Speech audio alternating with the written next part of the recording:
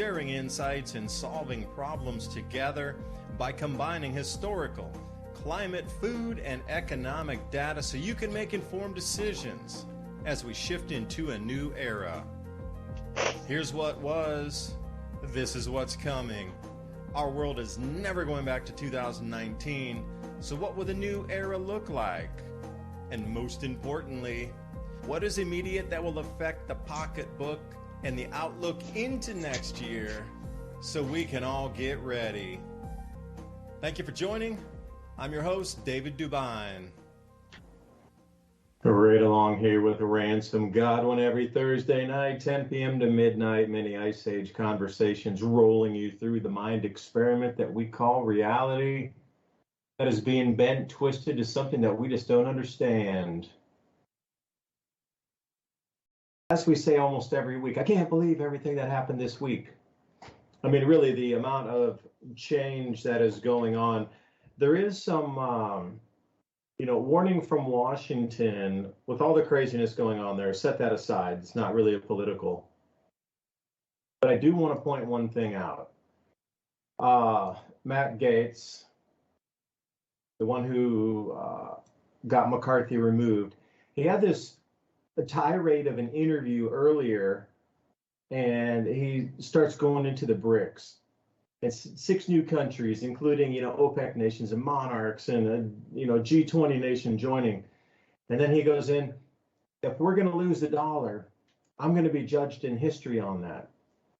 Like, he said something so incredibly important, it made my hair stand on end when he said that. It's like they already know right now. So any toilet paper you buy is 3 times more expensive. That was the best performing asset in Germany as they start to collapse.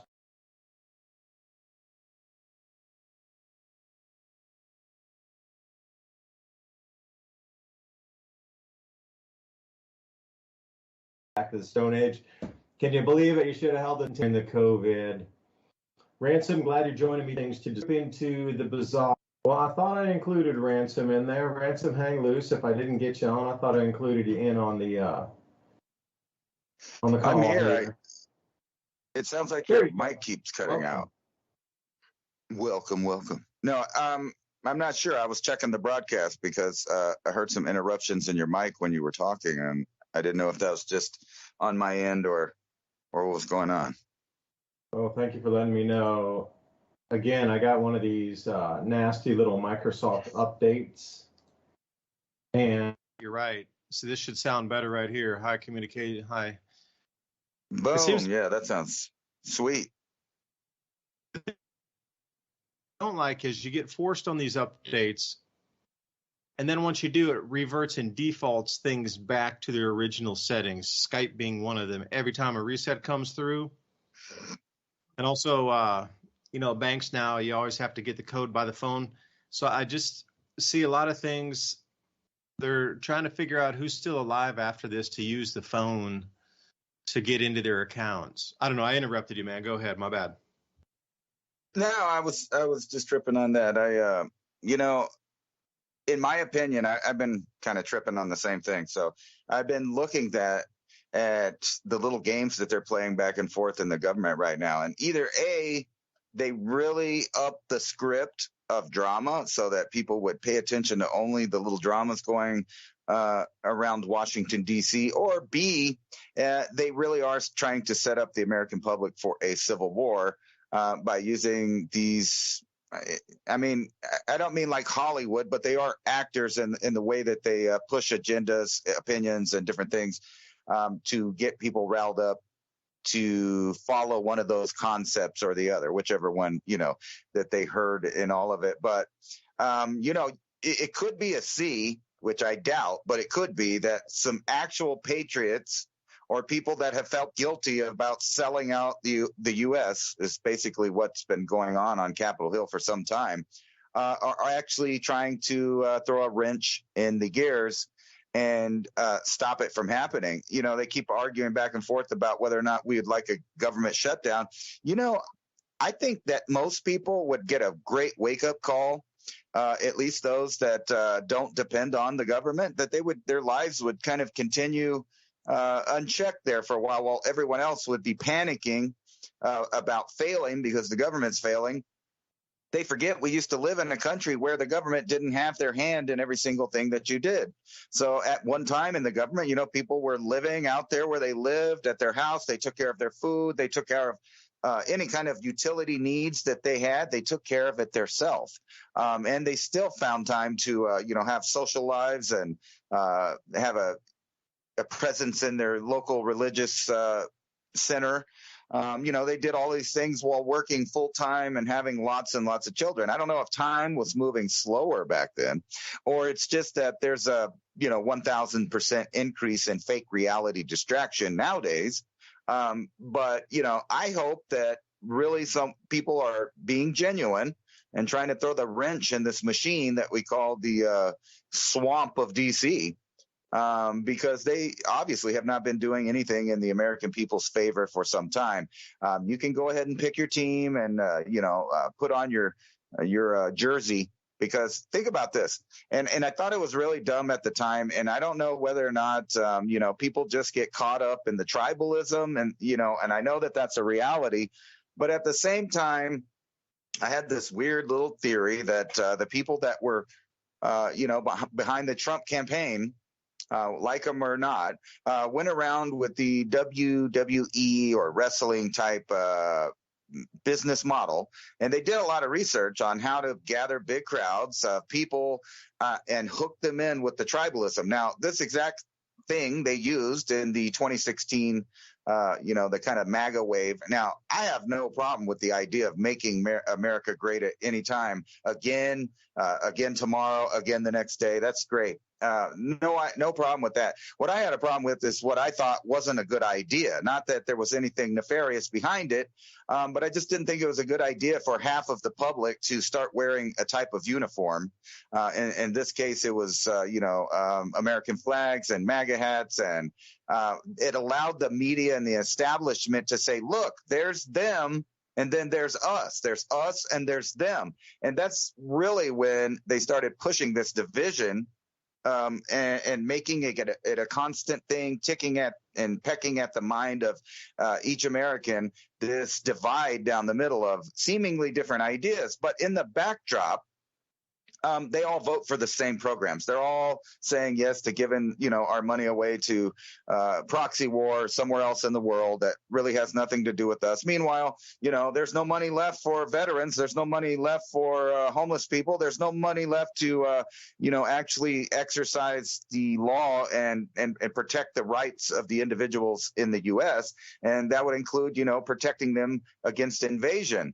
But that's not what's going on. So it doesn't matter which side of the aisle you're on, they're playing this game. So I hope that these are legit patriots, if that's what indeed is going on, and they throw a wrench in this spiral of the U.S. into a crashing entity, a husk of what it once was. Now, of course, there's been a lot of grievances over the history of the U.S.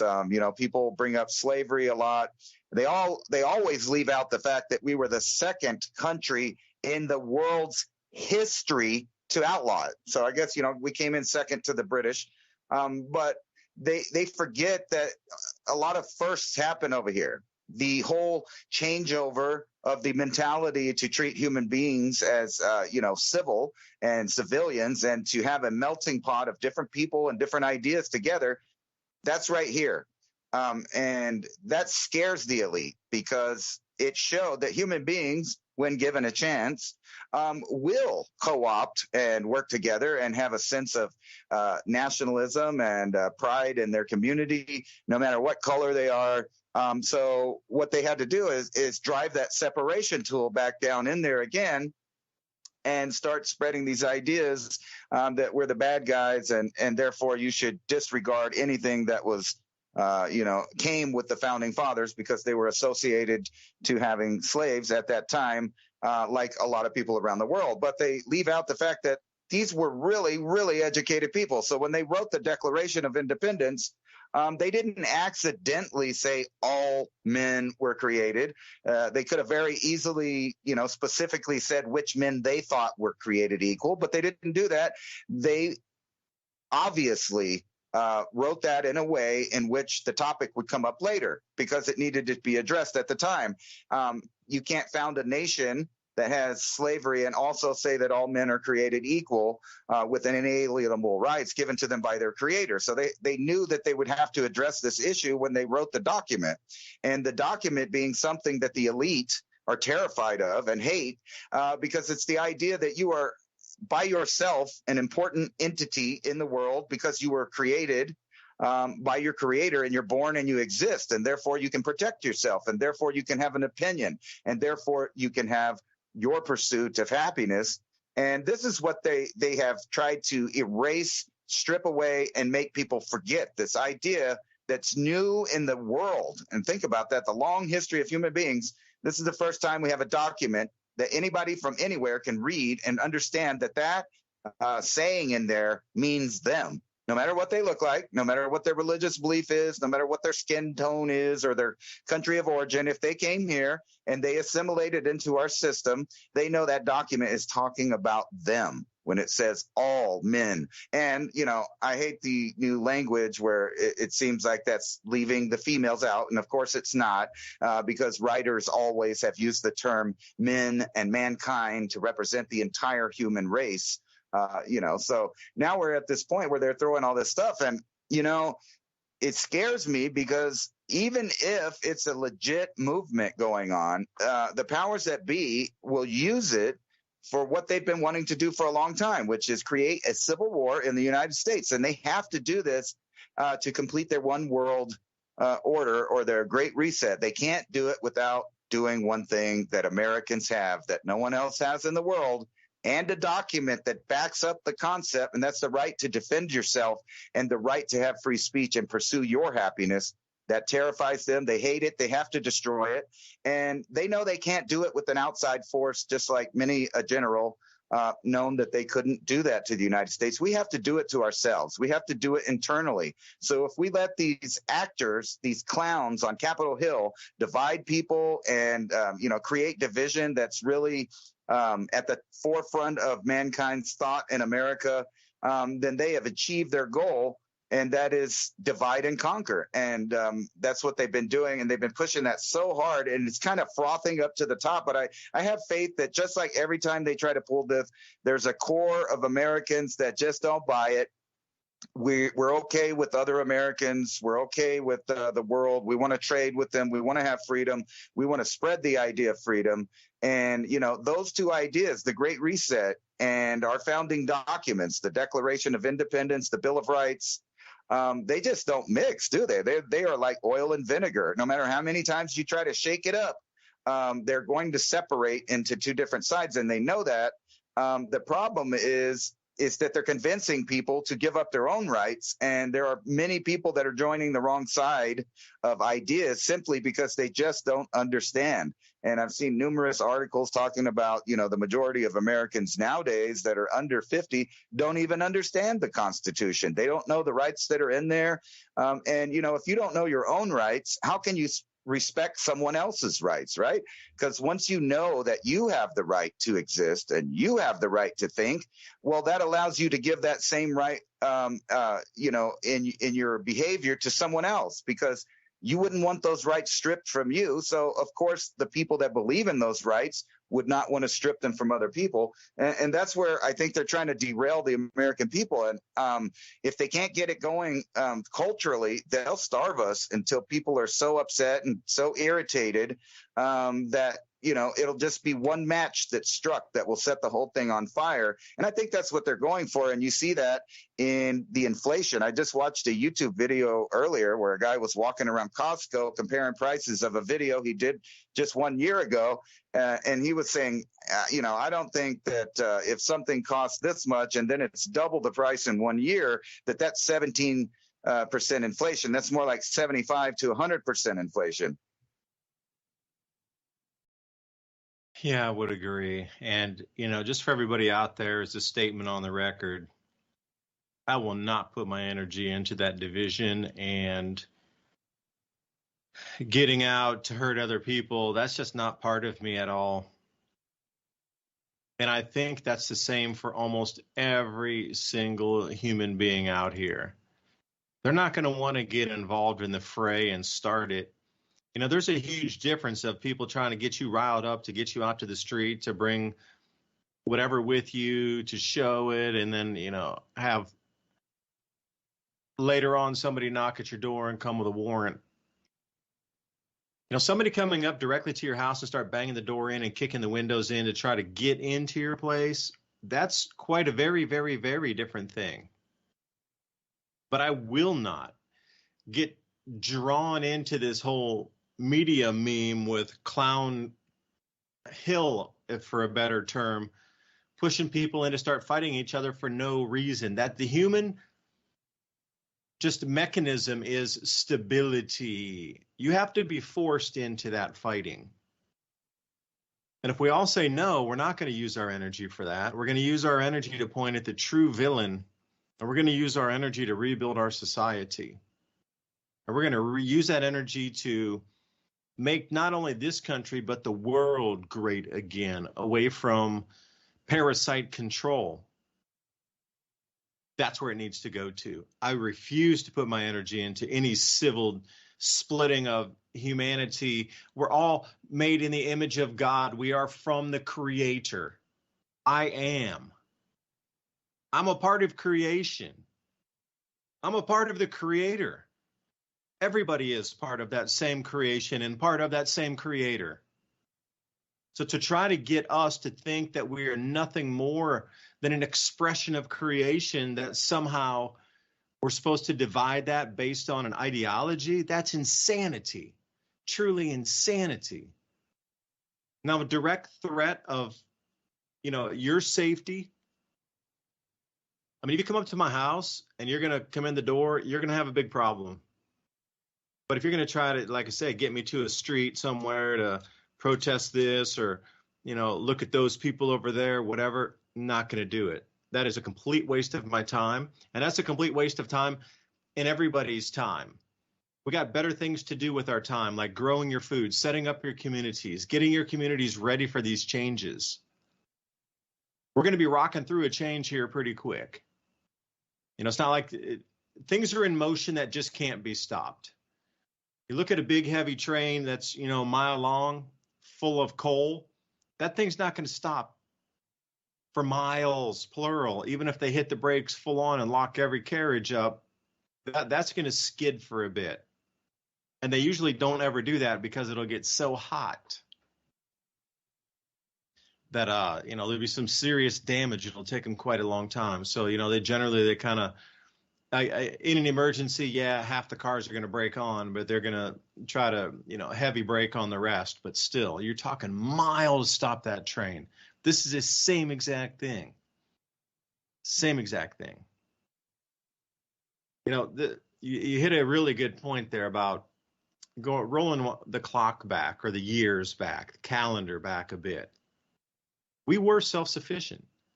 Now, for those of you that don't know, 40% of everything eaten in an American home in World War II, I'm talking everything, was in the household. And you might say, yeah, well, they had a bunch of farms back then. No, I'm talking about the full Victory Garden program. We're talking in cities. They were still able to produce 40% in a city by using the disused land, the area between roads, people's homes, etc. And that was on the home level at 40% ability to sustain yourself. Because in a video earlier today that I did, there was somebody who put a tweet out that showed $90 worth of their groceries. And they were appalled, just jaw dropped, gobsmacked, like talking 70% inflation. But I looked at what they had there. They had a handful of vegetables, and I'm like, most of those you could grow if you had a small balcony. You could grow that. Tomato plants, some celery. I think they had some shallot onions, and even little tiny cucumbers. I mean, you have dwarf varieties of cucumber you can grow on a windowsill.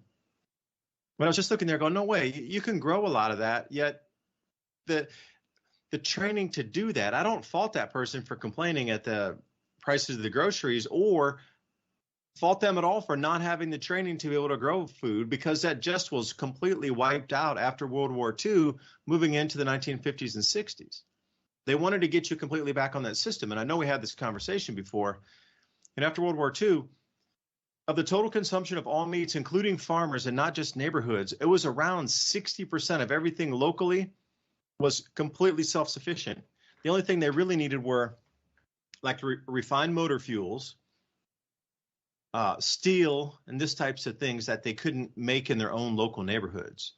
Outside of that, everything that was consumed in the human body in terms of foodstuffs all came within like a 50-mile radius, and it was very self-sufficient during that time.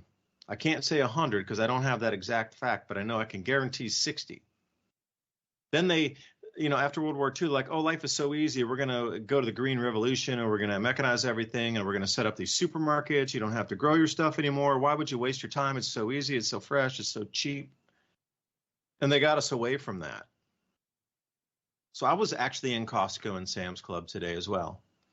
I went to both because, my supplies were getting a little low, and I thought, with all the craziness going on, I probably wanted to go out to the store. Plus, I had a chance to spend the afternoon with my dad, which is super cool. So he went shopping with me, and we ended up talking about all things the oil embargo, because we went by Costco for a second, and it kind of scared me a minute because there were like 7 or 8 cars in each pump. And I go, oh, no, what is that? How many cars? Look how many cars are waiting. And he goes, oh, it's like that all the time. Because I hardly ever go there, like a once in a seriously blue moon. And I was like, they wait 6 or 7 cars deep to save like 30 cents on a gallon. And he's like, oh, it's like that every day. So we started talking about the oil embargo from the 1970s because I was a little too young. I remember sitting in the car with my mom because my mom would be the one to go get fuel when my dad was at work. We always needed to make sure that my dad had fuel to get to work the next day. So I don't care how long it took. I remember sitting in that car forever to get fuel. So I had a chance to talk to my dad, and I was like, all right, break it down for me. Like, really, the fuel embargo, and the whole story stemmed from a video I'd done today too. That same tweet about the person complaining of $90 worth of groceries when they could have produced half of what they bought for cents or pennies. And also they were complaining about, oh, this chicken's so expensive. Oh, this meat is so expensive. I'm like, well, do you know your local farmer? Like, do you go anywhere where there's a local farm? Like, do you know any of that stuff? Or do you just exclusively shop downtown somewhere? So, getting into the strategic petroleum reserves in America right now, for anybody out there, as a fact, there's only 17 days of strategic petroleum reserves available for Americans.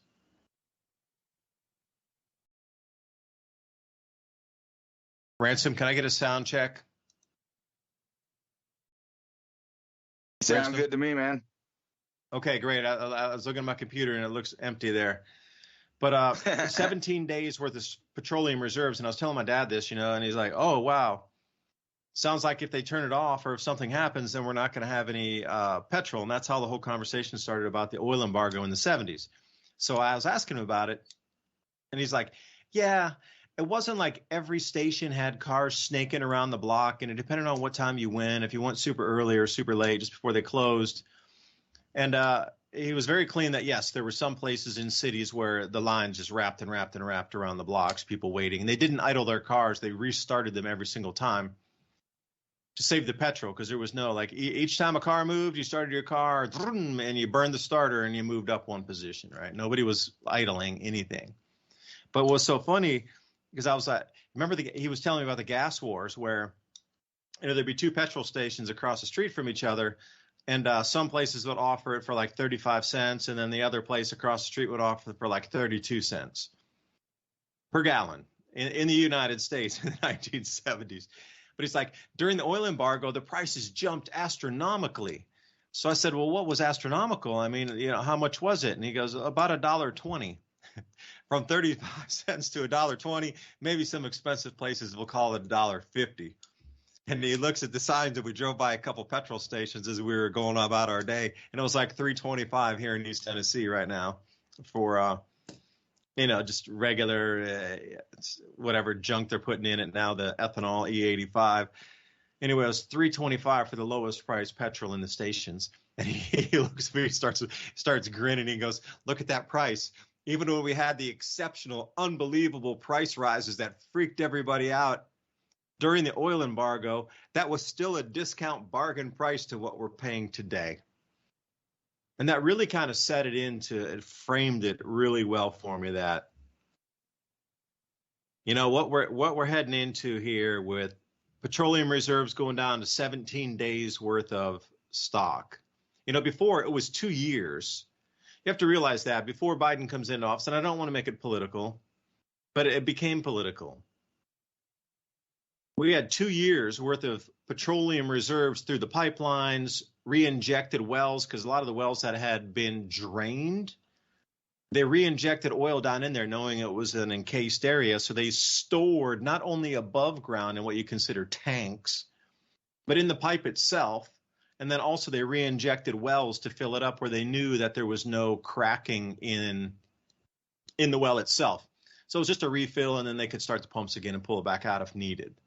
Now, we had approximately 2 years of that around the United States. Now, we are down to 17 days. That is absolute insanity. Because as we look out at the world, and, the Matt Getz, I'll come back to this article here. I talked about that in the beginning of the show. So he spoke to reporters after removing McCarthy from office. And that's its own thing, and I don't want to talk about that. Maybe Ransom will, but I'm not going to.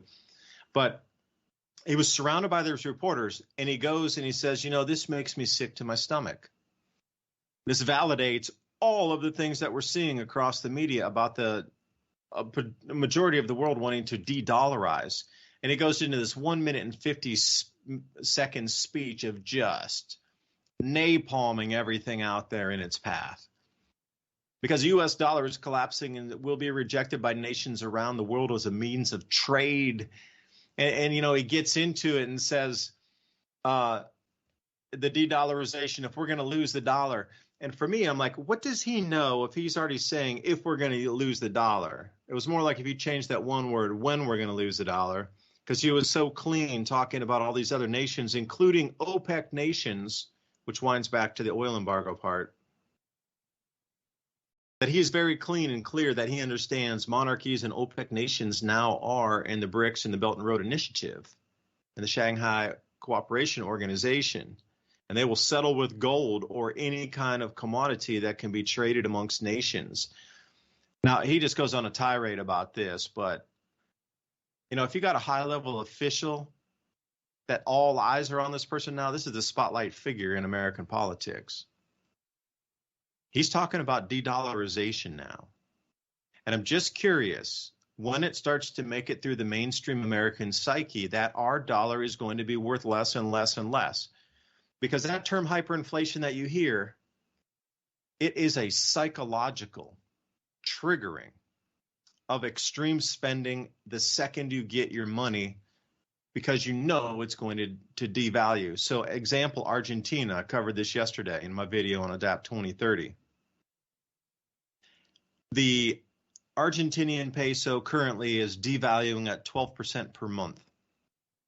So that means if you get paid on the first and you kind of hold your money and you only spend a little bit on the first to buy food, and maybe on the second you get some gas, and on the third you buy some fertilizer, and then on the fourth you get some dog food, and then on the fifth you get some clothes for the family, and on the sixth you go out for dinner. All right, so when you wind up 2 weeks later, you've lost 6% of your purchasing power. Now, if you wait a full 30 days, everything's going to be 12% more expensive for you. Now, the awareness is in Argentina, so the same day that they get it, everything flows into the economy in a single day. And then for the rest of the month, there's nothing, zero. I mean, there is some minimal spending, but I mean, comparatively, that's not an averaged or balanced spending in any way, shape, or form. It's rocked down to zero. Everybody spends the same day they get, and depending on the payday, so here in America, mostly it's the 1st and the 15th. But I know veterans getting benefits and those on EBT programs, et cetera, they only get once a month. So can you imagine everybody across America understanding that America is going into, like you're saying, 70% inflation? I would agree. I know it's a minimum 20%. 70% on the year. So what does that break down to per month? 8%? Well, that would be in the 90%. What? It's 6% per month. So you have to realize that every time you hold your money, it's going to lose 6%. So it's going to cost you 6% more to buy everything, as you entailed with the person comparing the supermarket prices. The hyperinflation thing is going to be a trigger of psychology in the mind where the money doesn't devalue because of government action, although it is indirectly.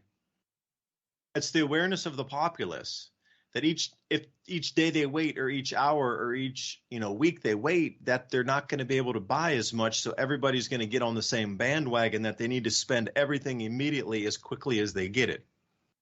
Now this becomes a nasty reinforcing feedback loop. At what point does it reach America? I don't know. It seems like it's coming really fast. And it only takes really that first or second time of everybody spending on a day, and then the mechanism, as you understand, the stable economy is broken. And at that point, that's when you start to see these chapters of hyperinflation. I've done a ton of study on this, and I'll just say from what I've read and what I've written down and done videos on and spoken with others, it's about 5 months. 5 months. So if you're going to actuate and have an exit plan for your gold or silver or whatever you have, jewelry, anything, house, it's going to hyperinflate during that time. Currency will be revalued at least once or twice during that time. You're going to want to hit it on the first currency revaluation, and 5 months is pretty much what you get out of it. So if you think you're going to be able to continually rise prices for several years into the hyperinflation and buy a farm for an old penny, that ain't happening. So you're going to have to time it sort of correctly. When you see the hyperinflation, it's going to start hitting the news. You're going to see tons of lines outside the stores on those paydays. Once you see that, you need to start getting your affairs in order very quickly. 5 months is the maximum roll most times on a hyperinflative event. So anyway, I hope that explained a little bit about your supermarket pricing, and that person did a really good job going back in with the video to show pre and now current prices. I mean, we saw a thing today. So usually we'll buy the Colombian coffee, and it comes in like a 2-pound tin. Before, it used to be, when I first got back to America during the COVID time back in like 2020, mid 2020, that thing was like $8.50. Today it's $14.50. So that's just coffee, but that's just one thing. But everything in the store has risen. And also 3-liter bottles of olive oil today, extra virgin olive oil, it comes in a set of 2. Now, when we used to go buy it before, it was around 18 to 20 bucks, maybe even 16 if I can remember it being that low, 15 to 16. And then it kept going up. And every time we'd go over to Costco, it'd go up again. It'd be 18 and then 20 and then 23 and then 26. Today, $44. I blew my mind. I was like, I'm not paying that much money for extra virgin olive oil. $44 for 6 liters, which is like a gallon and a half. Shocked me, the price. I should have taken a picture of it, but I was just thinking, it kept going up every time, So anyway, man, I'm just rambling. Ransom, jump back in.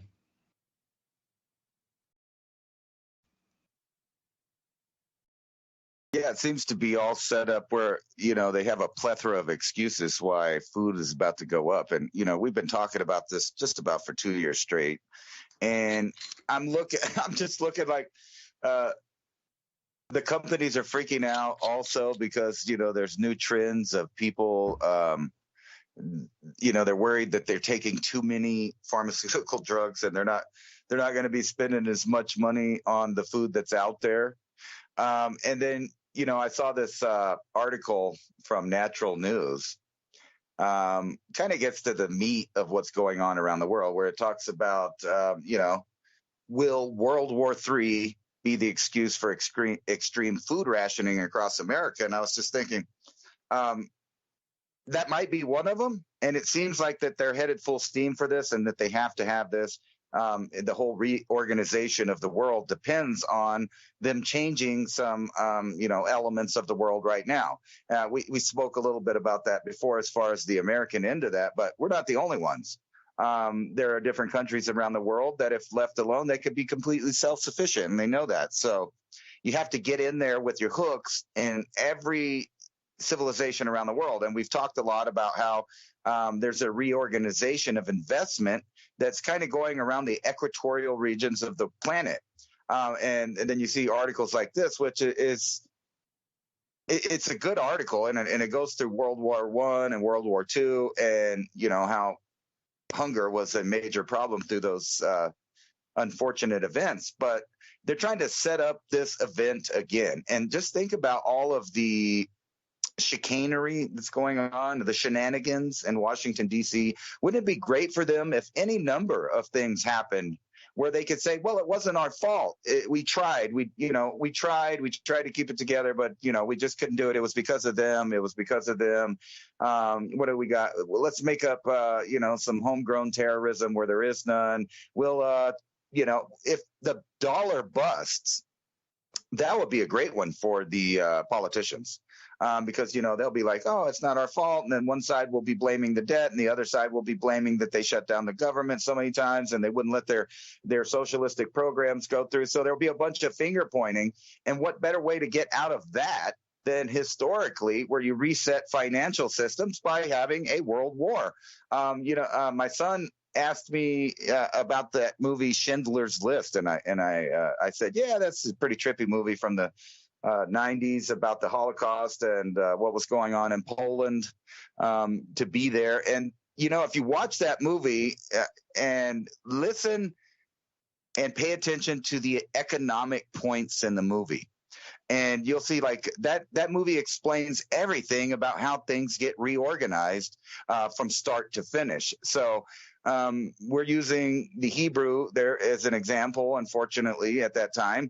But they did have a lot of wealth, and they tried to hide it. They tried to hide it by putting it in objects that they had on them.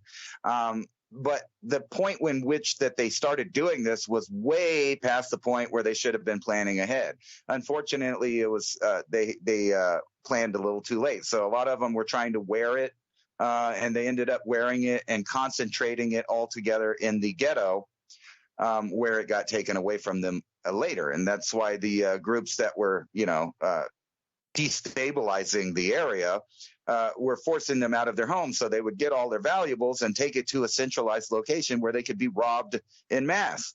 However, those people also took that wealth and it got converted. And by the end of the war, it supposedly wasn't in the hands of any of the people that concentrated that wealth. It disappeared all over the world, namely the United States, Britain, Russia, etc.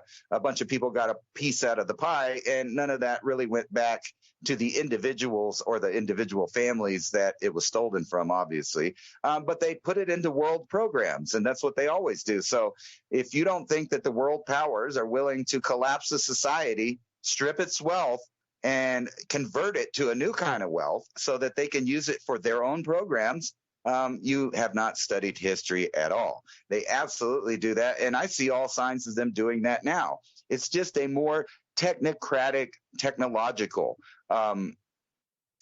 kind of implementing of World War II. It's not going to be exactly like that.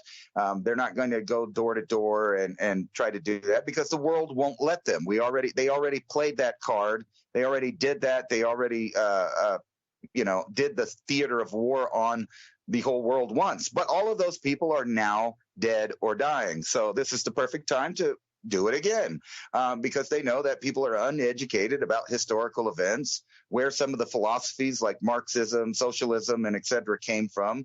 They're unaware of the plurality of power that the elite have used for some time, meaning that there always has to be an enemy on one side or the other. Like the youth, if you ask any person under 30, I bet most of them don't know that the United States set up Stalin, gave him money, gave him aid. I bet they don't know that we also did the same for Mao in China. So these are the banks and the world powers, doing these proxy wars until they have what they want. So it doesn't matter how they get it. They can starve the people, which is a classic form of weapon that they've used in every war that I can think of. Even the war between the Apache Geronimo and the U.S. government was ended not because of brute force, but because they stopped all the lines of food. They basically starved the Apache out until they had to give up. Otherwise, they would die of starvation.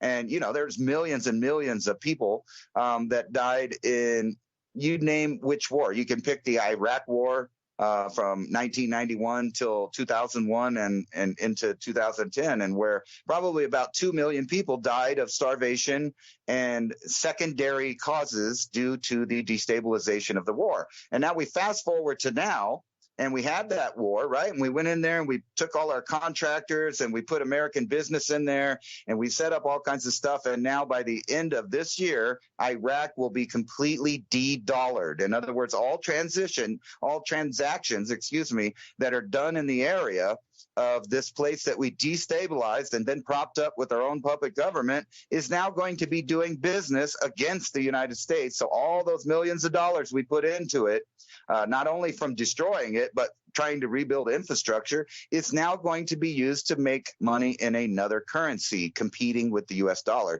And if you look around from country to country, this is increasing. So the United States and the petrodollar is becoming outnumbered. This seems to be an exponential rate. That's a factual thing that it will happen. And if you've ever listened to people like Ron Paul and other financial experts, they've told us that the fiat currency will pop eventually. And it seems like right now it'll be the perfect scapegoat to not only enter into World War III, but explain away how and why the standard of living in the Western world has dropped to a dramatic low.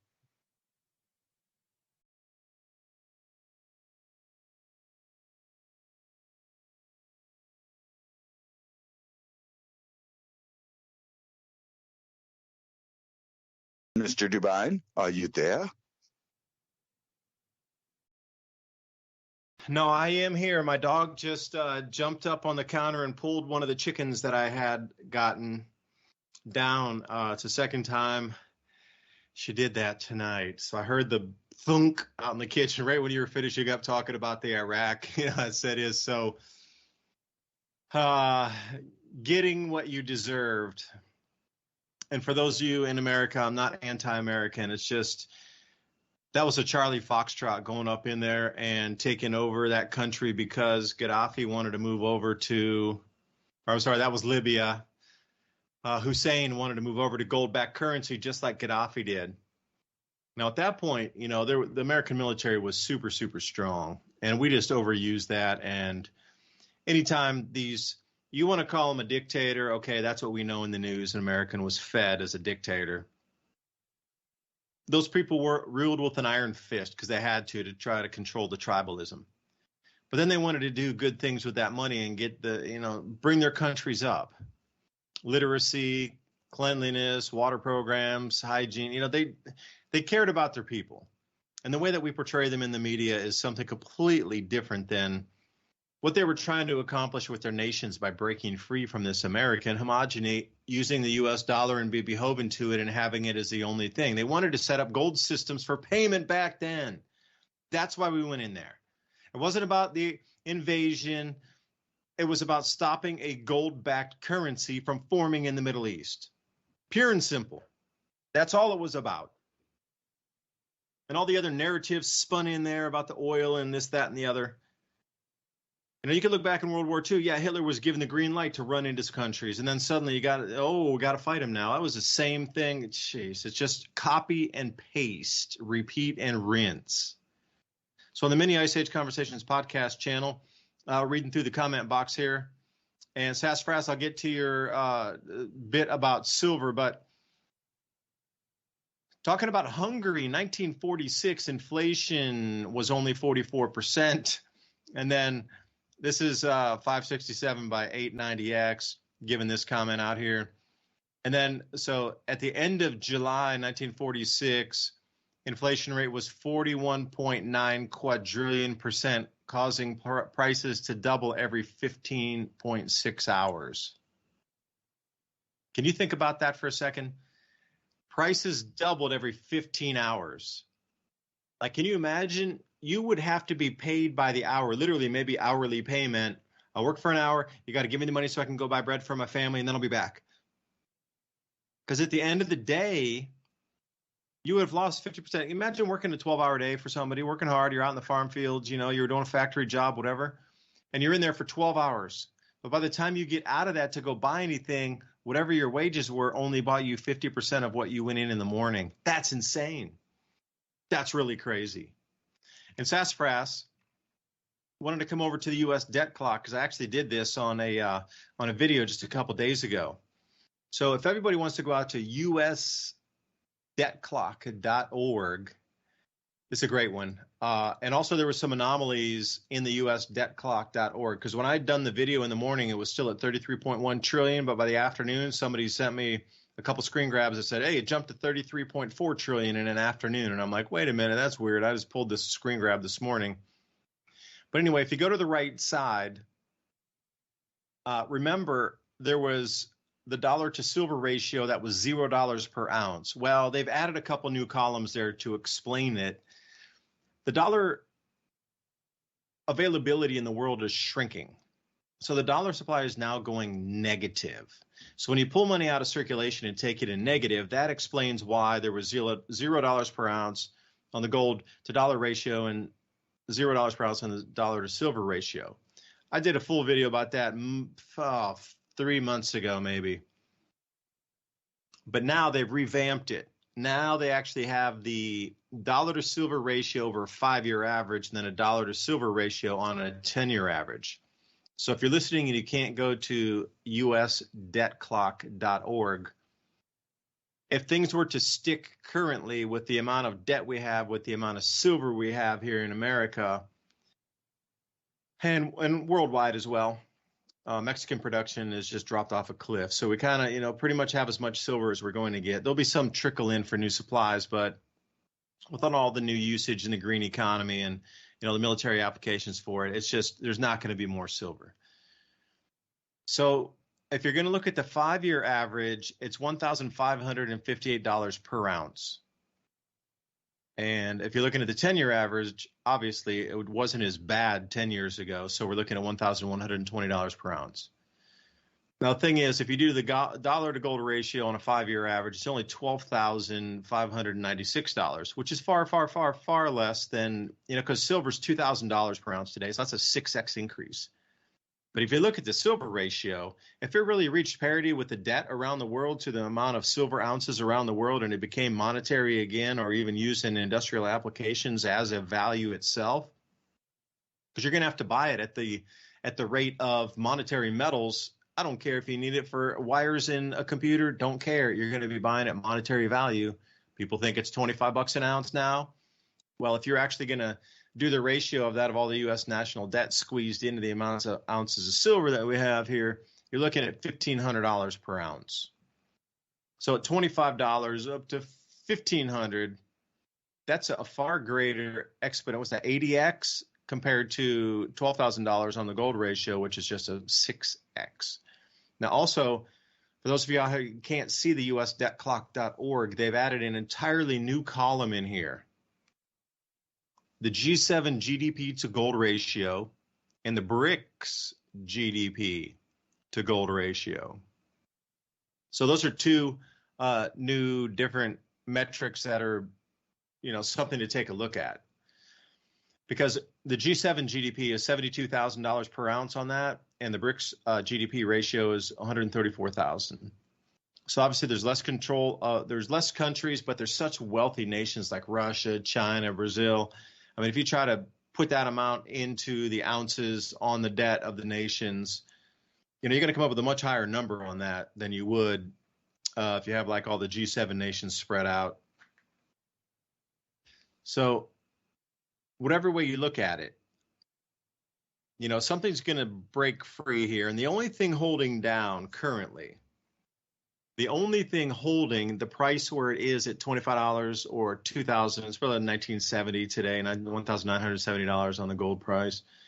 The only thing holding that down is the artificial markets on the paper contracts holding short. Now, Shanghai is just starting to break this. Now, Shanghai today, for those of you who didn't get the news, is offering a $140 more in Shanghai for the same 1 ounce of gold. So now we're starting to get multiple prices across the planet for gold. Now, what Shanghai is trying to do is, and the Shanghai Gold Exchange, is bring all the world's gold supply into China. Now, currently at $140, I guess if you have your own private aircraft and you can get a hold of a bunch of physical, you could roll it over there and, take some premium on that. If you had a 1,000-ounce bar, you could get, ask a premium for that on top of that and probably come up with $150,000 extra dollars away from what you paid for it over here in America. Great. Well, I was going there on a business trip anyway. I just made 150 grand on the trip. Great. Thanks, COMEX. I'll take delivery of that. But the eventuality, even within the next 2 to 3 weeks, the forecast pricing in Shanghai will be $250 over what the American prices or the British on the London Bullion Metals Exchange are going to be. Now, that is a forecast 3 weeks or under from today. So by the end of October, they're going to be offering $250 more per ounce on gold in Shanghai. Now, that is going to continue to increase month upon month. So I haven't seen any forecasts for the November price. They call it an arbitrage opportunity. Arbitrage, you buy it one place cheaper and then you sell it in another place a little more expensive. Like a lot of people were doing that with Bitcoin down in South Africa there for a while because, Bitcoins are going for 50% more down in South Africa. If you could get it down there to somebody that could get it on an exchange and then exit the position for you. But that was back during the Bitcoin time, 2018, 19, somewhere like that. But think about the gold arbitrage opportunities. What if it's $1,000 an ounce? And you take a 1,000-ounce gold bar, you just made $1 million in a single day by moving a piece of metal on an airplane to a different country. And you can do that all day long. Dude, round trip, I'm getting a private pilot. We're going to roll another 1,000-ounce gold bar down there. Boom, another $1 million. Can you imagine people arbitraging on $1,000 difference on the ounce of gold price and just taking physical delivery in either London or United States, or coming in and just buying stuff online, accumulating a bunch of it and then running it over to China, making that $1,000 per more on the ounce? Now, eventually, it's going to start trending way, way, way higher. So what if the COMEX tries to keep it at 3,000, but Shanghai offers 5,000? And you got a $3,000 arbitrage on that? Even me, I'm going to be like, all right, let's see what we can do about that. $120 today is, somebody might have a gold bar in their airplane or laying around that they might want to get rid of for some quick cash.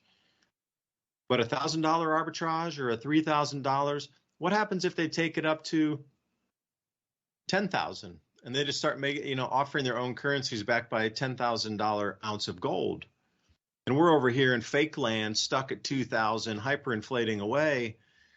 And eventually something is going to break. And see, they're doing this on purpose. This is an actual ploy. This is a way to break the American dollar without firing a single shot. I could just keep offering more money over in China to buy your gold, and eventually all the flows of all the gold are going to head over to China or Russia or whatever. Maybe Brazil will also offer a huge arbitrage opportunity. Hell, it'll save me a lot of jet fuel on my plane getting down there with 1,000 ounces every trip. Think about that. A 2-hour trip to Brazil on an aircraft with 1,000 ounces of gold at $2,000 arbitrage, where the price of gold is double around the world outside of the American control of the COMEX and the British control at the LBMA, and everywhere else around the world's offering double the price of gold. Well, you know what? That gold's going to get siphoned out so fast, they're going to be everybody asking for physical delivery, and that is going to bring the house down. They're going to try to offer physical cash, but there's a lot of strong-arm players out there that are like, bro, I want my 1,000-ounce bar. Give it to me. Because as soon as I move that thing, I'm going to make $2 million or $3 million by taking a 2-hour aircraft trip down to another country. Everybody's going to be like, no. I'm not taking cash settlement, bro. Forget it. I'm not even going to take any new contracts with you. Forget it. We're done. I'll cash settle, but I'm going to buy everything I can off an online exchange. And you know what? After that, no new contracts will be issued. And that is the end, the absolute end of the U.S. dollar. If they cannot control the gold price, then what you understand is the U.S. dollar, the finance system, and England, or the Bank of England, they're both in the same boat, and the euro too. Like if you want to take down 3 major economies on the planet, just keep letting the gold price run up and offer more in a different nation to pull all the gold.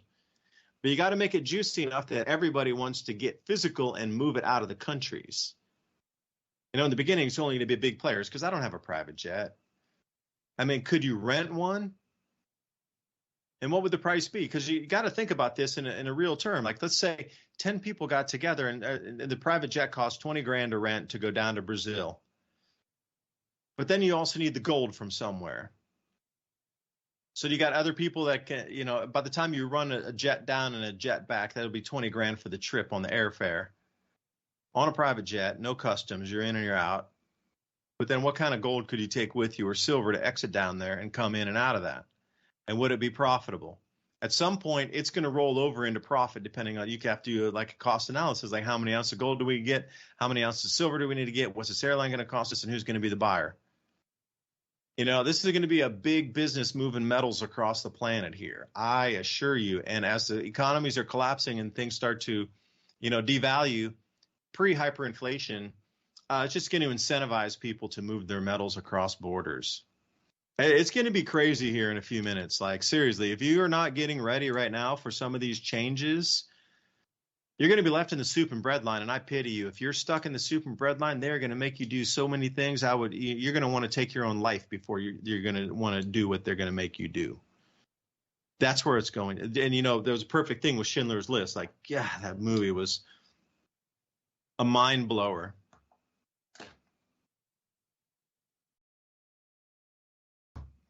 So anyway, we should be heading on break here in just a second. Sorry, I ramble sometimes when I get into my tangent.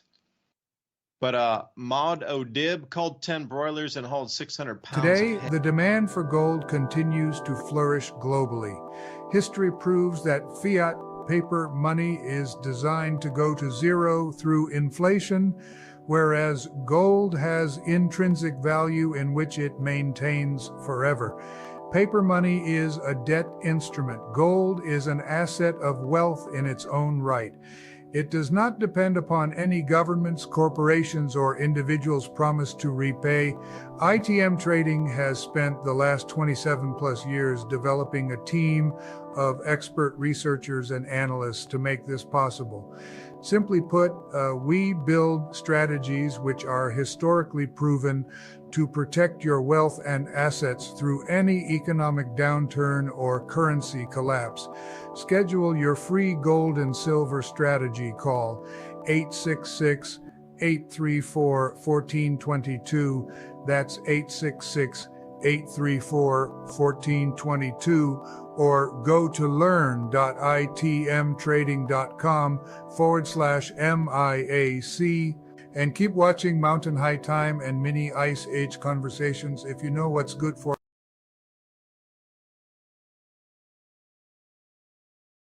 banks in America, which means you can't pay any of your bills until the 13th. That's the first day that'll allow you to click to set your payment. Now, for me, I have a house payment that does that same thing. So what about on my mortgage? What if you can't pay your mortgage on time? These are the little things that scare me a bit here too. So Ransom, take us out to the break, man.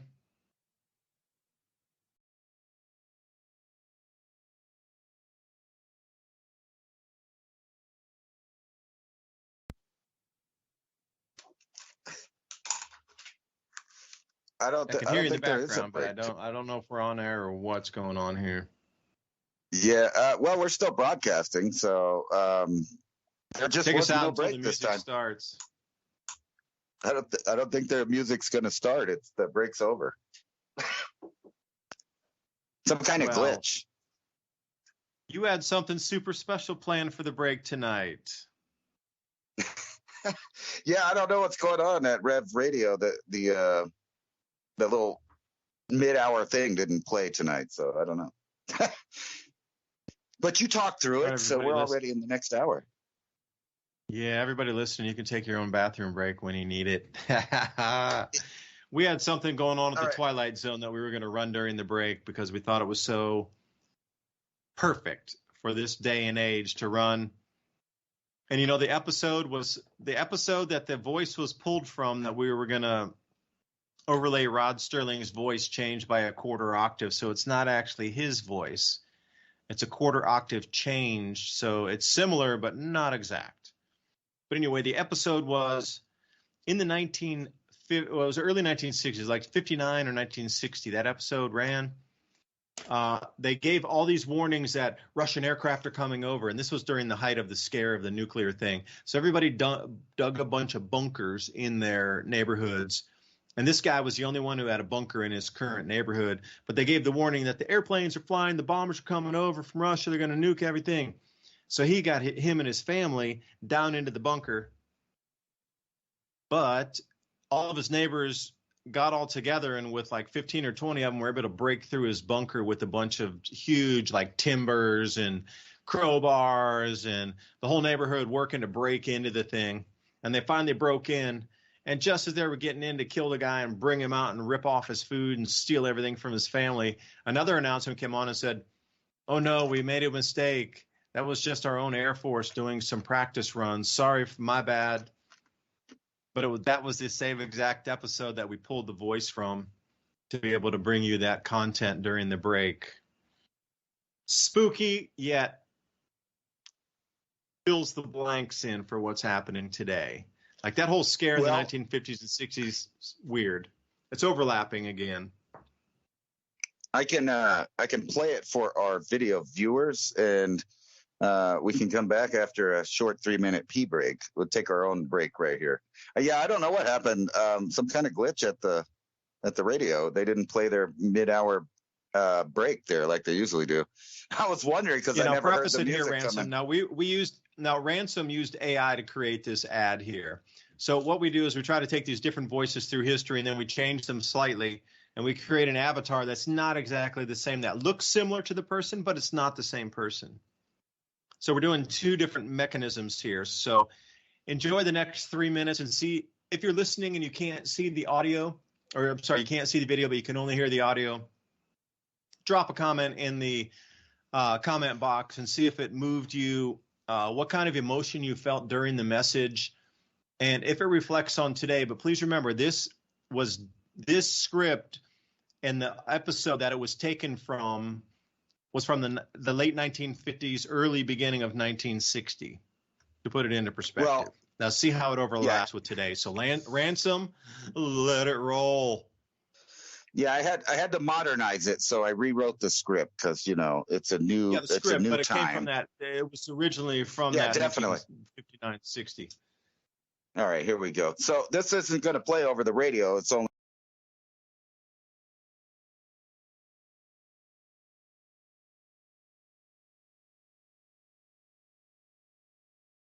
Imagine, if you will, a glimpse into the possible outcome of a million mistakes. What you are about to watch is a nightmare. It is not meant to be prophetic. It need not happen. It's the fervent and urgent prayer of all men of goodwill that it never shall happen. But in this place, in this moment, it does happen. In the midst of it comes unexpectedly over the phone the announcement of the President of the United States, the warning from the very top declaring a state of emergency of suspected enemy missiles approaching. It's anyone's guess where they might land. What city will be obliterated? How many could be lost? And last but not least, will it be me? Will it be my family, friends, my square inch on the map? Minutes go by and nothing. Right as you exhale a breath of relief, an instant wave of horror treks down your spine and a sinking feeling in the pits of your stomach. Just then the power goes out. The only light you see is the glow of your phone. Shining in your face, the icons of terror. Low battery, and even more frightening, the symbol for connection to information and loved ones gone. You try the landline in your office, desperate to contact family. Nothing at all, just a bone-chilling empty silence. Panic-stricken, you blindly forage for your car keys. Success. Something in this nightmare of a day has gone right. Now it's a desperate mad dash for your car. Your mind now in a near intellectual paralysis. Logic a struggle as you cope with a Gatling gun barrage of horrific ideas of what your family might be going through in this very moment. Miraculously, your car starts and you begin your seemingly apocalyptic drive to locate your kin. As you pass the first stop sign, the sight of civic decay is already bearing its nasty head as you speed past fights in the streets, looting, and a complete halt of any semblance of an evolved civilization. To your right, a large fire. As angry, fear-filled citizens with their arms full of grocery items run from what used to be your local food market ran by a mom and pop's couple now collapses into a bonfire of dreams. Because of the commotion, your attention span has been stolen. Now before your automobile is a violent crowd. They have now surrounded your car, banging on the metal, bashing at the glass, screaming incoherently. What just a second ago was the road to salvation, now a deadly trap of circumstance and fear blocking your escape. This can't be happening, repeatedly echoing in your head as you start to mumble the phrase in a shrieking, inaudible, childlike tone to yourself. The trepidation now filling your lungs like a poison fog, suffocating and smothering in its certainty. Just then, as your heart and soul seem to be having synergistic perturbations, an alarm blares, overwhelming your senses. Immediately you recall the warning of missiles. You close your eyes and expect the end. But the alarm morphs into a sweet, familiar beckoning of your alarm clock. You open your eyes and switch off the welcoming timepiece. A warm filling of relief as you realize your family is safe in their beds, and no pending doom is written in the stars today. For a split second, you ponder the poor people of your vision, and it reinforces your confidence that you have already prepared for the any scenario. You have peace of mind your children will eat and thrive, because you invested in their future to give some stability if any break in the normality of life happens. You invested in heaven's harvest. The you in this story was a fictional you. But do you get the feeling something unthinkable is going to happen soon? I sure do. The problem is we probably won't see it coming. One morning you'll wake up and the world will be a much different place. Don't panic, prepare. Smart folks are investing in emergency food now. A wise man once said, "It's better to have it and not need it than need it and not have it." Heaven's Harvest is the nation's leader in emergency food storage. It's the only investment you get 100% of your money for, even better than gold. Survival experts recommend the 3-month emergency food kit. Go to heavensharvest.com, use the code ADAPT at checkout and save a mind-blowing 15%.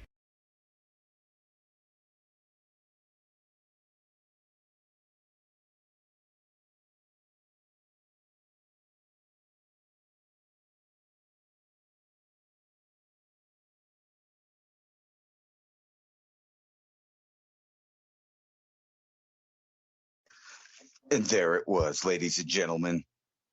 Oh, that was mind-blowing, dude. Now, everybody out there, understand that was an AI creation from 5 different things that we were running.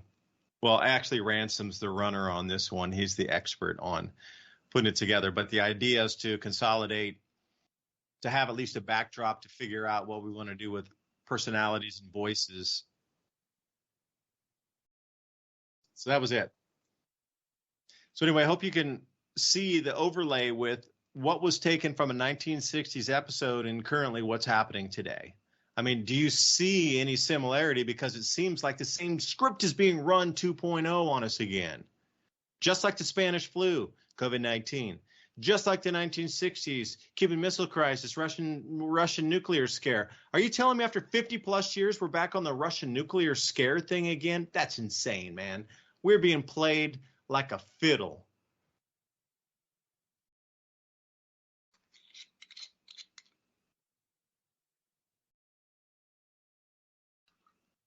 I was looking at that debt clock while you were talking about it, and I wanted to point out to everybody, this is really trippy. Here, let me put it up there on the screen for everybody. If you look over there at the debt, and then you look at how much tax revenue we're pulling in, right? That's a big different number. But the more interesting number is down here. U.S. population, 492. I was tripping out of it because if you look under that, it says U.S. income taxpayers. That's only 128 million. So if you think about that now, look up here at the debt thing again. So it says per citizen. This includes everybody that doesn't even work or pay in taxes. According to this clock, they owe $100,000 right now. They just owe it, right? You didn't do anything. You were born, and debt per taxpayer is a whopping $258,000. Just imagine how much that is. So every single citizen that pays income tax, that's 128 million of them, is paying for almost 2 times the amount of people paying in taxes. So 2/3 of the population, and that's just the listed population of legal citizens that are on record.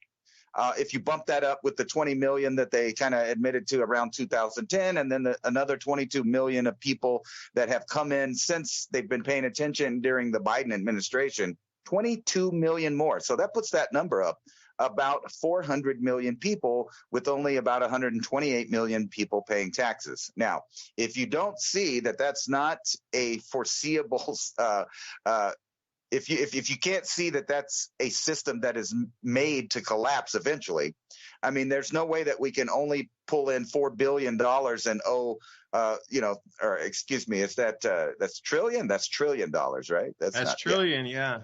Add That's 3 more zeros.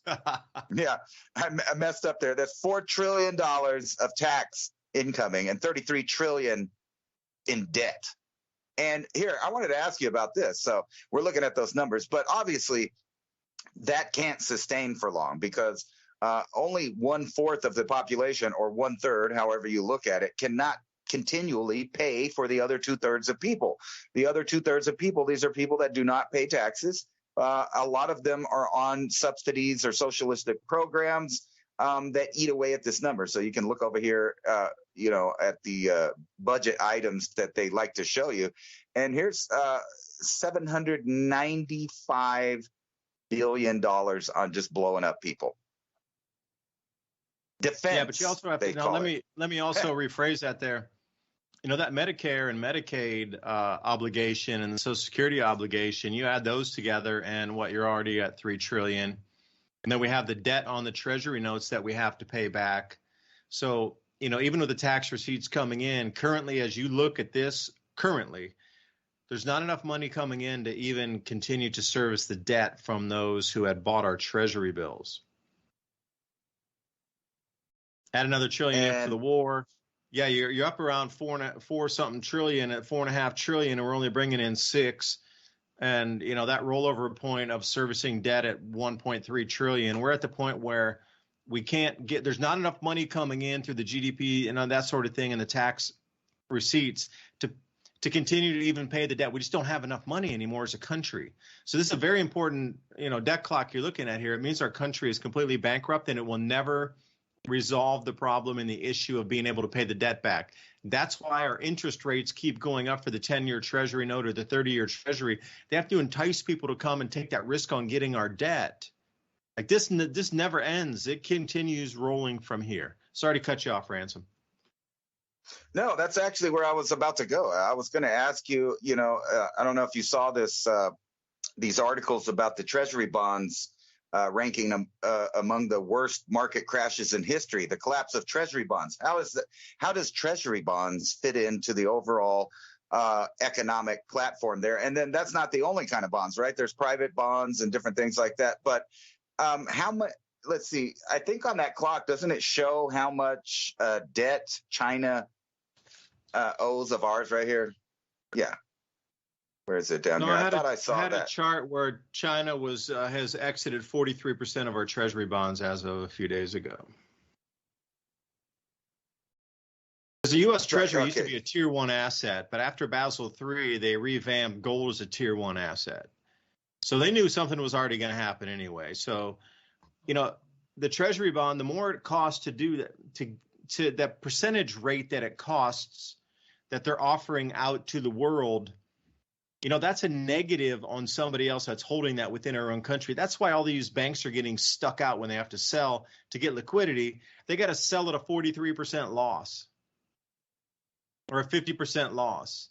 And, once that hits on their books, then they're toast. See, we're in this death loop here where banks and companies can't sell their internally held treasuries because they're going to be selling at a loss. And and now we have to offer, and the more we have to offer outside the United States to entice people to buy, causes more of a loss internally in our own companies. So the more, if it was to go, I think I saw the Treasury today, the 10-year at like 4.8%. But if it goes up to 5 or 6%, that means that the loss internally is going to be probably 60% for companies holding on to that need to liquidate here in America, locally, banks mainly, because they used to hold that on the books as a tier one asset also, but your tier one asset just lost 45% of its value. So, I mean, what's going on with that, man? Yeah, not to mention the 7 trillion or 8 trillion might as well be a debt held by foreign countries. How does that work out?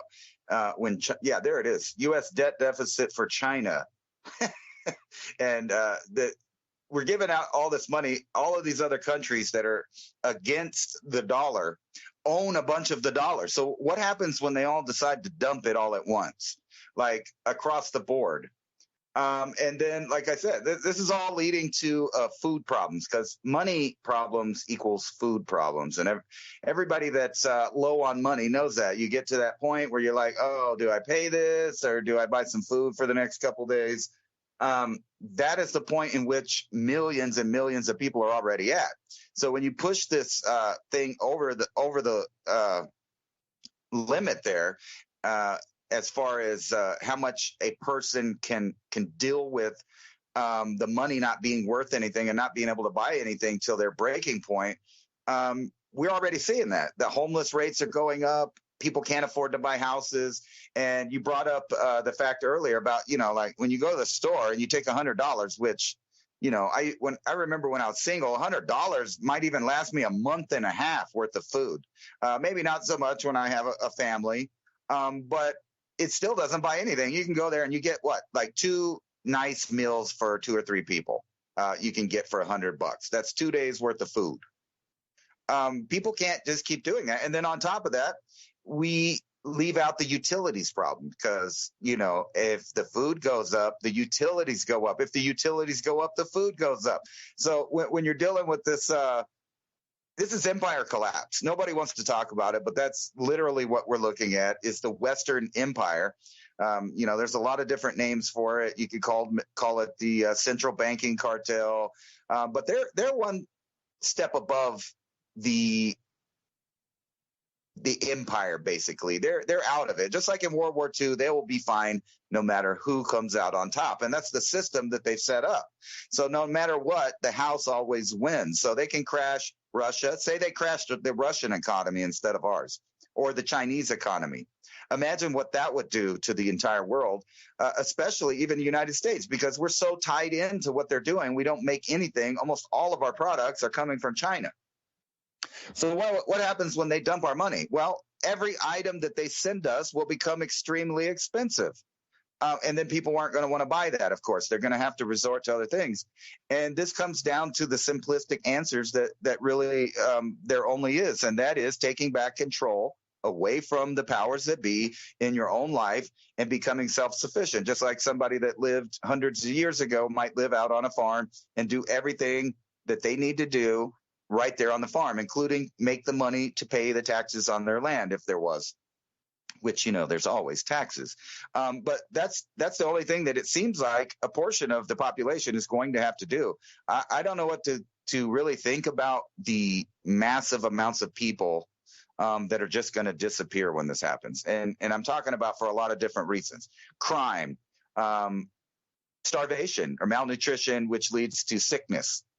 People will be, just the whole idea of everything as far as living conditions in the Western world has been dramatically decreasing. You see over in Europe, the prices the last couple years in the winter for them, buying heating oil and stuff. Now, everybody forgot about that because it's been in the summer months, but that is quickly approaching again. And with all the turmoil in Europe, what do you think is going to happen to all the European energy prices compared to the last couple of years where they've already hiked it? And then at the same time, trying to ban things that are cheaper, that are more, easier to use, and you can become more reliant on it, like those oils and petroleum products that they're trying to eradicate at the same time, which makes no sense that any country in Northern Europe, especially with how cold it can get, would ever agree to doing stuff like that. And one thing I noticed when I lived in England, and I thought this was the most bizarre thing. I got a chance to see, I don't know, probably 10 to 15 houses that people owned. And I got, to come in their home and trip on how different it was. But on every single one of those homes, what I noticed is is they removed the normal hot water heater, and they had one of those little hot water on demand things. But even more bizarre to me is that none of their fireplaces were functioning anymore. They had them bricked off or turned off, or they had it turned into like the place where they put their TV. And I was just thinking, there's going to come a time when somebody's going to knock those bricks out, and they're going to turn all of those fireplaces into use again, because they'll have no choice to stay warm. And speaking of that, with the entire world preparing for it's almost like when people tell you to only believe in God and don't worry about anything, even though, there's different opinions on that. But I don't believe that God would want you to not help yourself. God wants you to help yourself. God will help you by you helping yourself, in my opinion. And the same way is with this thing, that you have to help yourself, because no one else is going to do it. So if you don't start preparing for these things, no one's going to help you. So when the civilization starts to collapse, and we already know what the plan is, they want to shove everybody in cities. They want to make these 15-minute cities. And at the same time, they have these is what I think a lot of people don't talk about, is these agreements amongst nations to eradicate all of the free spaces that you could run to. In other words, in the U.S., we have deals under Clinton, where the UN actually has control of our national monuments. And if you've ever looked at a map of the national monuments and national forest, you'd realize the forest is millions and millions and millions of acres that they're going to try to shut you out of. So at the end of that, what do you think is going to happen when all of these people are being stressed from being squeezed together, not having the appropriate utilities to give them the life quality? And then on top of that, wait till the prescription drugs, because you got to remember that they're a major faction in this, whether or not people live or die. There are so many millions of people that need medications to survive that any number of these scenarios, it's like a get out of jail free card for the politicians. They just go, oh, well, the dollar fell. Oh, the grid's falling apart. Oops, it wasn't our fault. World War III, I'm sorry, but we're going to have to put you on rations and turn off your power because we need the excess. They don't really need it. They've been shutting down everything. So if you think about that, how they're doing Europeans, they're turning off all their alternate ways of surviving, and they're starting those same programs over here. It's Agenda 2030. We're almost there. We're just a few years away from it, and they almost have it in the right place. Now, all they need is a major trigger like we've used in the past, 9/11, et cetera, to trigger a worldwide change that no one can fight. No amount of protesting or complaining. You'll be scared to not be patriotic or behind whatever movement it is. And if you've seen, there is a trend now to declare everyone an insurgent or a terrorist that doesn't agree with their agendas, like the climate agenda. If you're a denier, you're a terrorist. If you don't believe that J6 was worse than Pearl Harbor at 9/11, you're a terrorist. If you support, if you support Donald Trump, which I don't personally support him, but it's like 6 in one half and half a dozen in the other to me, because there are things I can pick apart about every single politician in the arena that shows that they are compromised. And it just depends on which group of compromised people will bend you over more politely in the end. And I was saying that in 2016 when I saw two old men get up on a stage and argue about who's going to force medicate me before the other one does, and who's going to do it better. So we're going to be in these same positions now. I have a feeling that this month there's going to be some kind of dramatic event, just like there always is, almost yearly. You could just, the October surprise. What will it be? Will it be something like a bunch of civilians getting killed in Europe, where they can either blame Russia or people get mad at the Ukrainians? It doesn't really matter what happens. It's just a trigger for them to start doing these programs that they already have set up. And if you haven't noticed, what we predicted about the AI being involved in everything is already blowing up on the scene. Warfare is becoming robotic right before our very lives, for sure. And you sent me over some stuff, so I'll put that up on the screen. Yeah, because you said squeezed, and I thought, it's the perfect time to put up the U.S. orange juice prices hitting record highs as supplies tumble to 1968 lows. I mean, you said the word squeeze, bro. I'm just following what you're talking about. This is we never discuss what we're going to talk about normally because we're kind of tuned into each other's thoughts and ideas. So, as soon as you said the word squeeze, I'm like, man, I got a slide for a squeeze right here. But anyway, I sent you a bunch of slides, especially the German slide, I think, is one of the most important of anything that can, you have to put this into perspective. Germany now imports more electricity than it exports. So prior to, say, 2014, 15, 16, something like before COVID, just a year or so, Germany was a major exporter of electricity. And you notice if you look at the slide, there's dips in between when it did not export so much electricity, but that's the winter. But they were incredibly self-sufficient. Now you got to think about the world in 2015 or 16 compared to today. Almost every factory in Germany is closed. BASF, a factory that hadn't closed in more than 100 years, closed. They even turned off valves and things, which they don't know how to turn back on because they'd never been turned off, ever. Literally, since the beginning of when they turned it on the first time, nobody had ever turned that off. So the pressurization issues were just one thing that they didn't want to deal with. So once it got turned off, a lot of industry and chemical manufacturing just literally stopped on a dime, which will never, ever, ever, never come back. And Germany being a powerhouse, and they said, oh, we got to shut all the nuclear plants down. We got to do it. Okay, you did that. And then they got the war with Ukraine, and the pipeline got blown up, courtesy of America. And the deficit there of German electrical consumption is just astronomical. Germany is becoming a third world nation based just on the electrical availability itself. That's the only thing, and it takes Germany down to a third world nation. By the end of this year, the projections are moving forward, the amount of electricity that Germans will need to stay alive and stay warm. We're not even talking about powering industry any longer. Like the thought of powering industries using electricity is such a foreign concept now across the EU or the European zone. The electricity that's being generated now is just to keep homes warm. Keep your oven moving, because I don't know how dare you burn natural gas, so everything's gone electric. Like you look at Germany, and if you would have told me this 3 or 4 or 5 years ago, I would have laughed at you and said, that's impossible. Germany's not going to become an impoverished nation because they can't produce enough electricity. Like we are at the point now where Germany itself cannot produce enough electricity, and not just like a little bit. The lion's share of all the electric now in Germany is imported because they can't produce enough of their own internal electricity because all the nuclear plants are closed. The coal-burning power plants, whether you like them or not, with scrubbers or with not, they're closed. Natural gas, closed. They're terrified of water vapor coming out as a byproduct. So this is the literal lunacy of this insane asylum we call Earth here.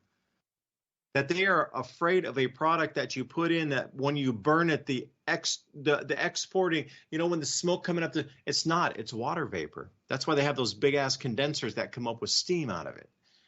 When you burn methane, i.e. natural gas, your byproduct is water vapor. Now, a country that is afraid of water vapor after they make electricity, in my opinion, just seems a little bit off kilter that they might need a little bit more medication. But that's just me. Like the way they're selling us on these natural gas burning power plants are so terrible for the environment. They're putting up water vapor in the atmosphere. Like, okay, well, Hunga Tonga added 14% more moisture in a single event to Earth's atmosphere. So a couple of natural gas burning power plants is not going to do much for pushing up more atmospheric precipitation. Just not going to do anything. But the downtrend that we're looking at Germany itself, it should be a warning to all of us that when you reduce your electricity, they're going to have one of the lowest GDPs. So it's going negative. One of the powerhouses of the economy of the planet is going into negative GDP because they can't produce any electricity. And then, some of those things, I don't know how many of these slides you put up there on the screen, Ransom, but the food inflation fee that came from Julian Cafe in California. This is Julian, California. They have a regular bill. what you get, this is in June, by the way, the middle of June of this year. They were charged a 5% food inflation fee. Because you know how if you have the gasoline, you have a fuel surcharge tax sometimes when you fly and they can't raise the prices fast enough where you'll have to pay at the counter. They're like, you got to pay the extra $50 per person or we can't let you board your flight and we cannot refund your $3,000 ticket. So you choose, spend the extra $50 or lose $3,000. Up to you. Free choice. Fuel surcharge or food inflation fee. And, 5% food inflation fee, okay. For me, that's cheap because they should have reprinted the menus because they paid a coder to come in by the hour and actually code that into their registers so it would show you a 5% food inflation fee. I wonder what the hourly rate was for the coder to come in to change all the registers, to push that in so when it prints out on your bill, it adds 5%. Versus the cost it would be to print all the new menus and then laminate them and put them back out on the table with a 5% increase in all food price without telling you there's a 5%. Because if I got a 5% food inflation fee, I would be like, I am not paying that. Call the police. It was not on your menu, and then you try to bag me with the 5% inflation. I've seen this before in different places, and I just wouldn't have it. At some point, people are going to need to stand up and be like, we're not having this anymore. It's just not. It looks like a real small mom and pop business, and I would feel bad for the employee that's there that has to enforce this. But legally, I really think that's illegal for them. I don't think there's any basis legally for them to put a 5% in food inflation fee on the menu. I mean, I would call any police officer and say, we're going to suss this out in court, write me a ticket, and I want to take this to court and see where it went, because it's getting into la land. And then, one of those other slides I sent you there, this is out of Hawaii, these prices of milk. I was up at Costco today and I was looking at all the different prices. Milk's about the same. It didn't really rise too much. But look at that Meadow Gold milk. I'm unfamiliar with the brand. I don't know Meadow Gold. $13.49 per gallon in Hawaii for a gallon of milk. Now, I don't know about you or me or others out there, but, that would break my budget. I'd be like, I'm not paying that.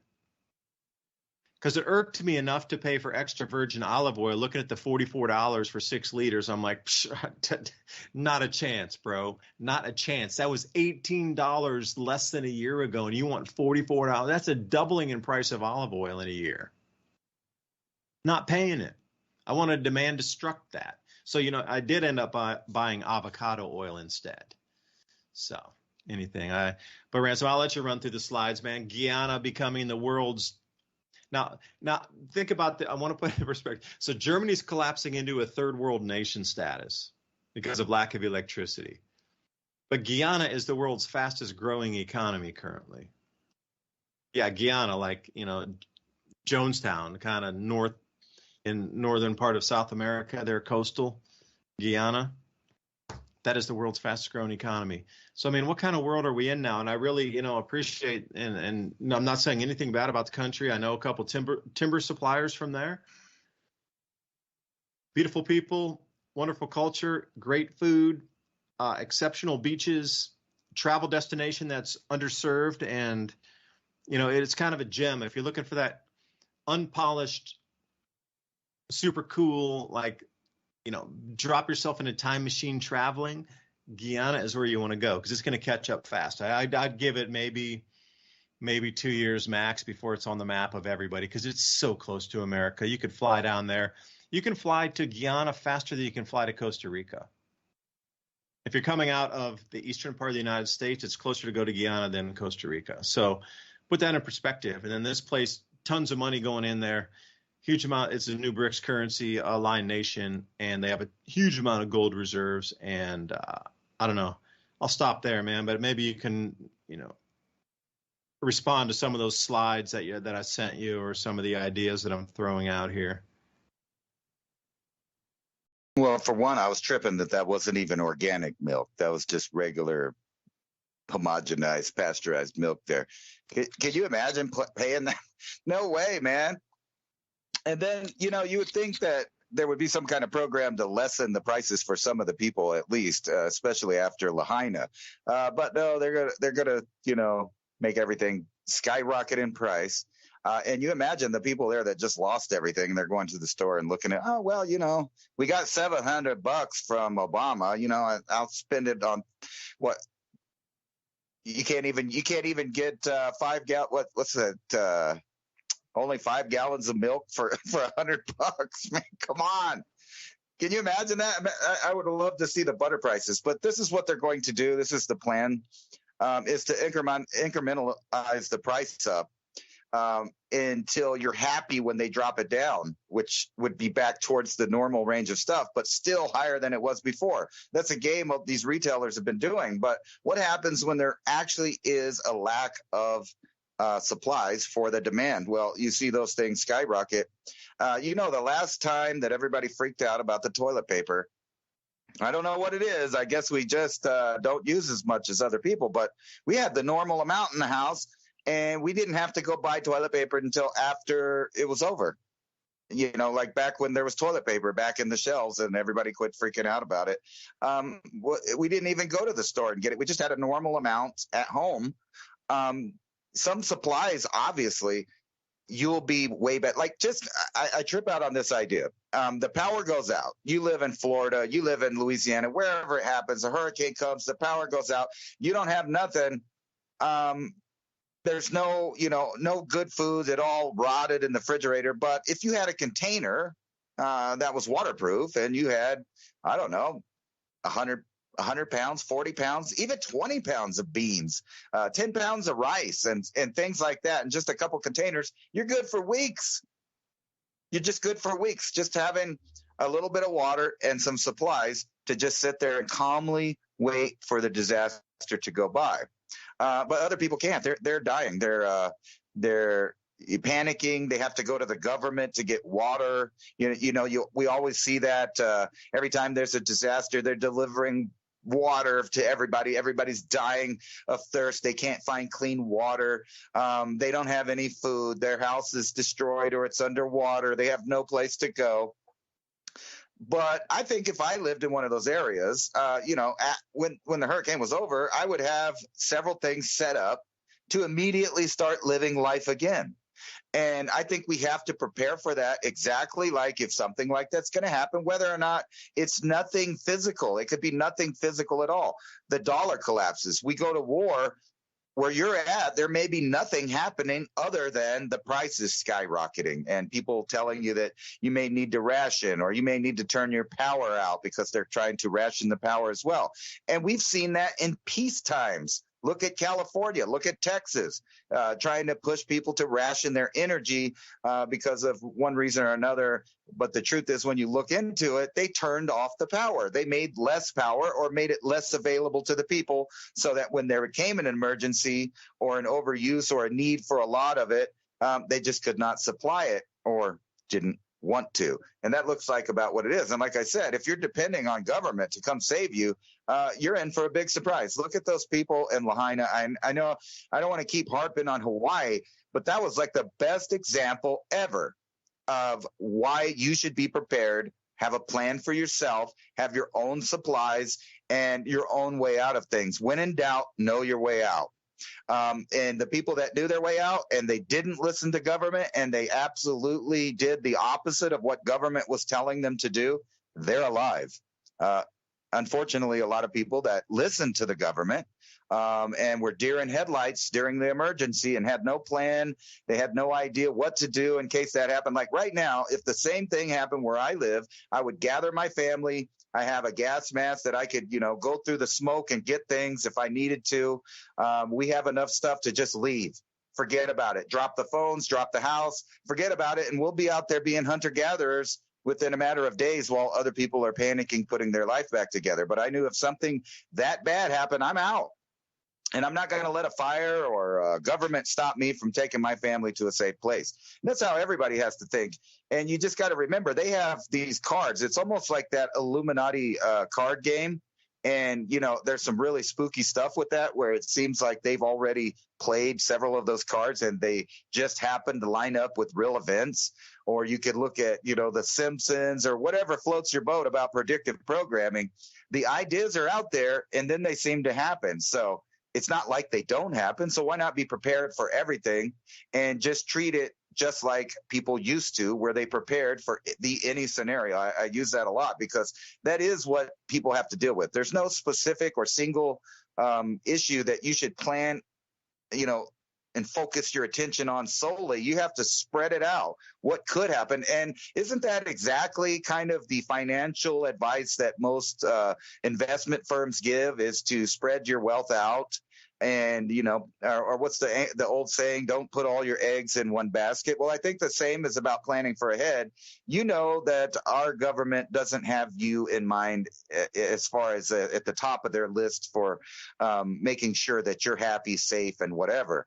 They don't have your best interest in mind when they do certain things. They have their interest, their world agenda interest, their Agenda 2030 that's happened already. Like when do you think Agenda 2030 was? I'm going to say, just give it a 90% completion. I think that was probably in the year 2019, right before they tested out a lot of their new beta programs on the public, in which I have to admit, I was really saddened and upset at human beings' response to those beta programs. I really thought that more people had more fight, more freedom, more independence, more critical thinking, more deductive logic than they did. However, like the saying goes, fool me once, my fault, fool me twice, that's my fault too. Or that's not the saying. I was pulling a George W. Bush right there. Fool me once, it's your fault. Fool me twice, that's my fault. Well, how many times does the government have to fool you before you realize that putting your trust in them is your fault when it doesn't turn out? And that goes for everything, including the dollar. If you have everything tied up in the dollar, well, that's probably not a good thing. Maybe it'll go for another 50 years. Who knows? But what if it collapses in the next 5 years? What are you going to do? Do you have a plan? Thank God that, I've revolved my life around living without cash all the time, or needing cash all the time. There's always things to fall back on. And like I was saying, just having beans and rice stored away, you're already like ahead of the game for most people. So I want to live like my grandparents, but it's hard to believe that they kept all of that in their heads and all of the any scenario possibilities planned for. But we need to live exactly like that. Yeah, we do, but it seems that the media machine has taught us not to think like that, or even to consider. That's the thing that's so nefarious about the media machine, is they get this complacency built into the everyday wakings of. Because when I lived overseas, everybody in America was doing their thing and they were, terrified of outside of America. But I'm like, wait, everything's fine. What are you talking about? They're like, no, it's so scary. So you're living in, unknown parts of the world. It's just, there's nothing on the map there. Where are you going? I'm like, I don't know. I'm just traveling. Everything was fine. The perception of what it is outside the world is what's unnerving. And they make it seem like it's this completely scary monster out there, but it's actually the scary monster is within. And the complacency built in is to get you to non-action. It's been like that for decades and decades and decades. Why has nothing ever changed in America? Because the media machine gets the people to not do a single thing, say a single thing, write a single thing. So if you're going to write to your politicians, you have to write a physical letter to them before they'll actually legally required to open it. If you send an email or make a phone call, they'll log the call. They don't even have to look at your email, but they legally have to open your letter and then catalog it. And also a letter is worth a certain number of people. I think it's 500 people.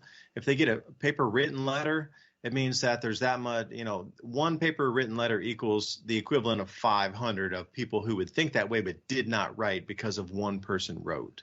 So if suddenly they get, 1,000 written letters in their box, they're shaking in their boots, because if they got 1,000 written letters coming in saying the exact same thing, That means 500,000 voters are thinking the exact same way.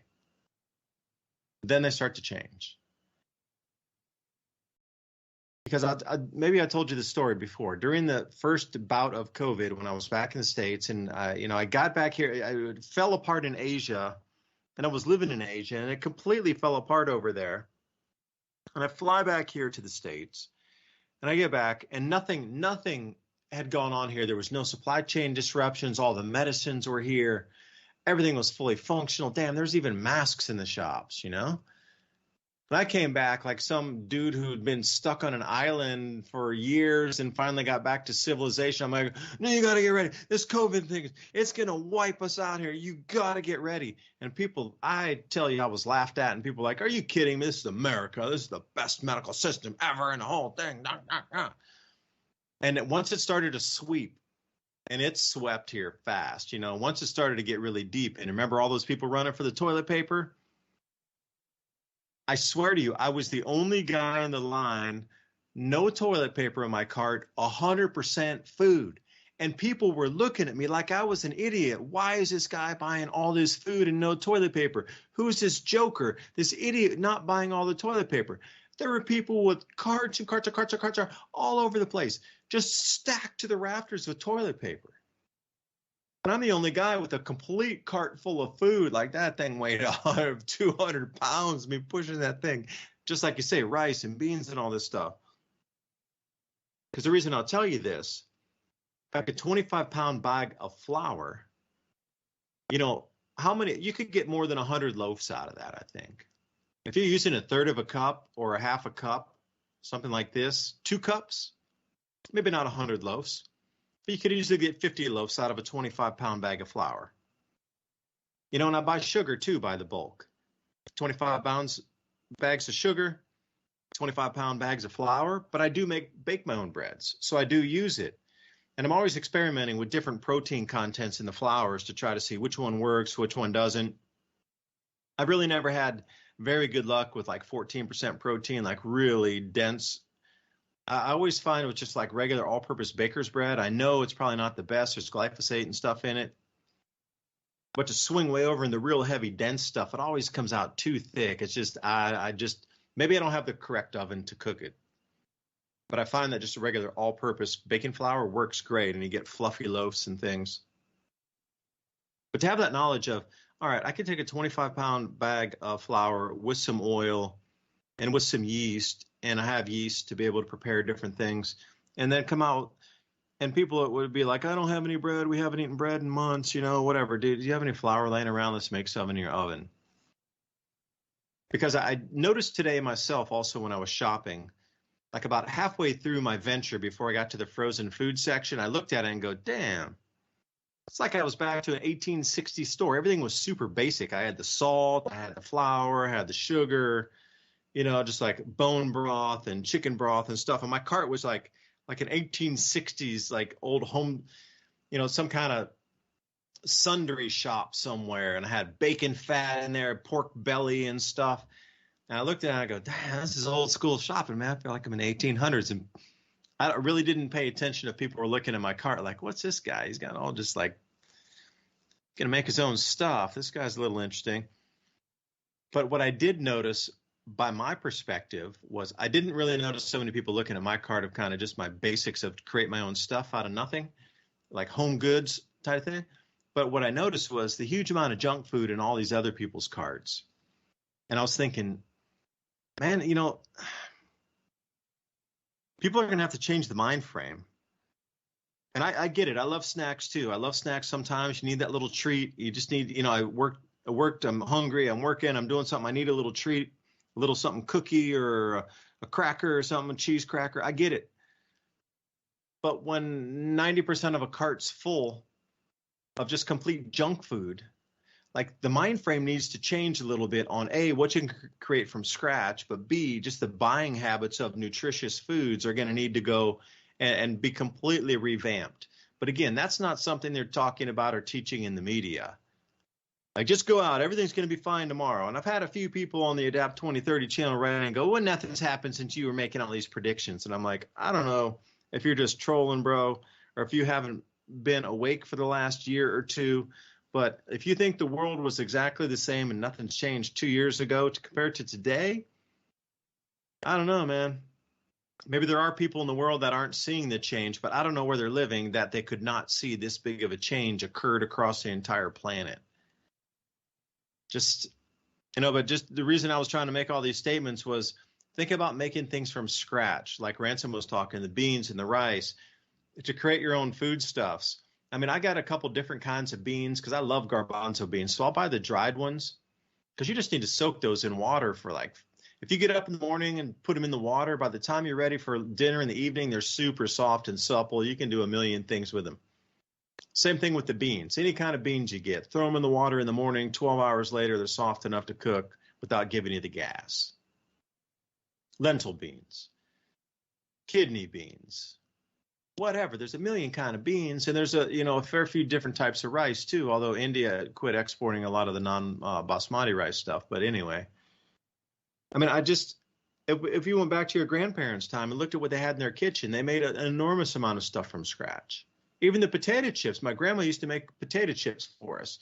She had this thing that would slice them. You had to do it by hand, but it would slice them like paper thin.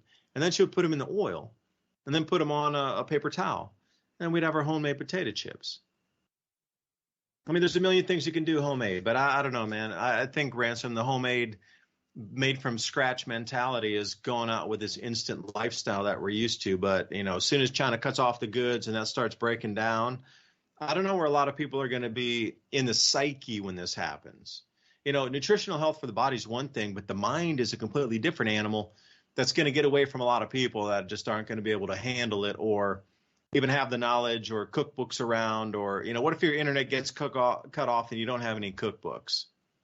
I mean, how are you going to make anything if you don't have a bread baking recipe book you need? Those are like the basics people need to have. Like one pot stew, recipes. Different kind of cook. You're going to have a few things for, different variables there. So, start buying some books on just basic cooking stuff. And breads would be, if you're going to buy one single book, I would obviously point you toward a bread baking book. Because that is going to be something you could trade, you can bake, you can save yourself money. And Ransom, I know you can make a lot of your own food. So, I mean, do you agree with some of those statements or do you think I'm off base on that?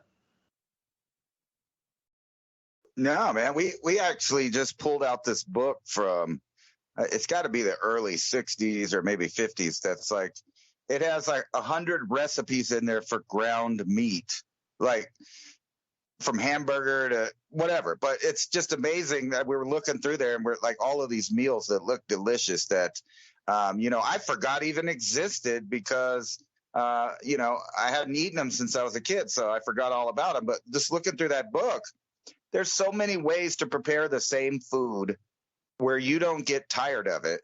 It's amazing. And besides that, that's the best food there is. Everybody knows that, especially where we live.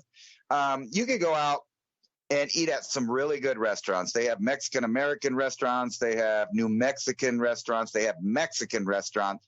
But the best food that you're going to eat comes from somebody's abuela or a tia or something, that's making it. And we're getting it off Facebook, pozole, tamales. And guess what they're doing? They're buying bulk.